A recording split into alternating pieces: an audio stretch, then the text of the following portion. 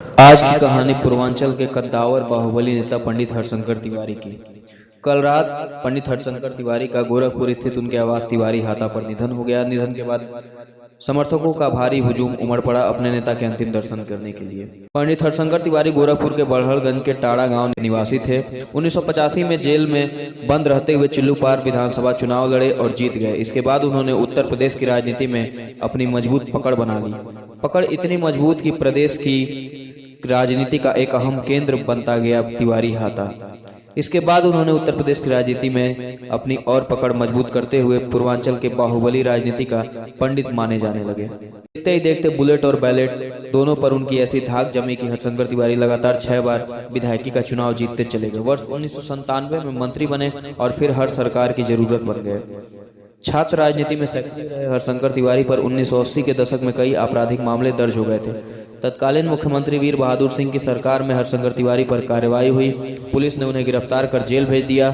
वर्ष 1985 में जेल में रहकर उन्होंने चिल्लूपार विधानसभा क्षेत्र से चुनाव लड़ा। इसमें उन्होंने कांग्रेस प्रत्याशी मार्कंडे चंद को पराजित किया और पहली बार विधायक बने। जेल में रहकर आपराधिक छवि के व्यक्ति के विधायक बनने का यह पहला मामला था जो कि प्रदेश की राजनीति को हिलाकर रख देने वाला था। वर्ष 1985 के बाद वह लगातार चिल्लूपार विधानसभा क्षेत्र से विधायक बनते रहे। इस दौरान 1997 से हर सरकार में वह मंत्री भी रहे।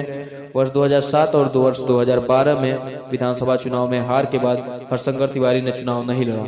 उनकी आयु काफी अधिक हो चली थी।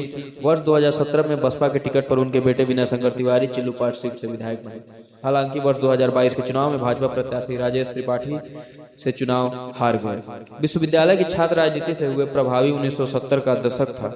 पटना यूनिवर्सिटी से जेपी आंदोलन उफान पर चल रहा था। उसकी तपिश गोरखपुर यूनिवर्सिटी तक भी पहुंच चुकी थी।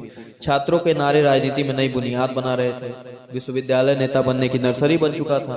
गोरखपुर विश्वविद्यालय भी इसी कड़ी में शामिल हो गया। गोरखपुर विश्वविद्यालय में तब ब्राह्मण और ठाकुर की राजनीति चल निकली। एक गुट का नेतृत्व हरशंकर तिवारी करने लगे। ब्राह्मण छात्र नेताओं को उनका पूरा समर्थन मिलता था और जीत के बाद प्रत्याशी आशीर्वाद लेने के लिए तिवारी हाता जाया करते थे। जेल से चुनाव जीतते ही वर्ष 1985 में हरशंकर तिवारी माननीय बन गए। उन्होंने चिल्लूपार सीट से निर्दलीय प्रत्याशी के तौर पर नामांकन किया और चुनाव जीता।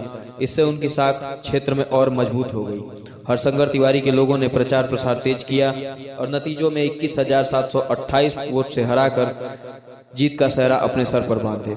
देश में यह पहला मौका था जब कोई जेल के अंदर रहते हुए चुनाव जीत गया था। यहाँ से हरशंकर तिवारी की शक्ति बढ़ती गई। पंडित हरशंकर तिवारी 1996 में कल्याण सिंह के नेतृत्व में भाजपा की सरकार में मंत्री बने। साइंस एंड टेक्नोलॉजी डिपार्टमेंट मिला। साल 2000 में स्टाम्प रजिस्ट्रेशन मंत्री बने। 2001 में राजनाथ सिंह सीएम बने, तब भी मिला। वर्ष 2002 में मायावती सीएम बनी, तब भी एक मंत्रालय हरशंकर तिवारी को मिला। वर्ष 2003 में सपा की सरकार बनी तो हरशंकर तिवारी का पासा पलटा और फिर मंत्री बने। 1984 में महाराजगंज लोकसभा सीट से निर्दल प्रत्याशी के रूप में पहली बार चुनाव लड़े पर हार गए। 1950 जेल में बंद रहते हुए चिल्लूपार से निर्दल प्रत्याशी के रूप में चुनाव लड़े और जीते। फिर कांग्रेस के टिकट पर 3 बार 1989, 91 व 93 में चुनाव जीते। 1997 में तिवारी जी कांग्रेस से चुनाव लड़े और फिर विजय रहे। 2002 में लोकतांत्रिक कांग्रेस से चुनाव लड़े और विजय रहे। 2007 और 2012 में लोकतांत्रिक कांग्रेस से चुनाव लड़े पर हार गए।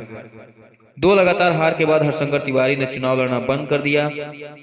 उनके बड़े बेटे कुशल उर्फ तिवारी ने वर्ष 2009 में फैजाबाद सीट से बसपा के टिकट पर चुनाव लड़ा और सांसद बने, लेकिन 2014 में भाजपा के शरद तिवारी और 2019 में भाजपा के ही प्रवीण निषाद से चुनाव हार गए।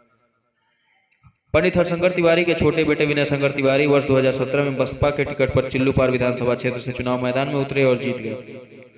वर्तमान में कुशल और विनय दोनों बसपा छोड़ सपा में शामिल हो गए हैं। यूपी की राजनीति में हरशंकर तिवारी ने अपना कद काफी बढ़ा लिया। वर्ष 1996 से जिसकी भी सरकार बनी हरशंकर तिवारी मंत्री रहे। वर्ष 2007 से उनकी सियासत ढलान पर उतरने लगी। बस टिकट पर चुनाव लड़ रहे राजेश त्रिपाठी ने हरशंकर तिवारी को 6,933 वोटों से हरा दिया। 2012 में वह फिर से चुनाव में उतरे।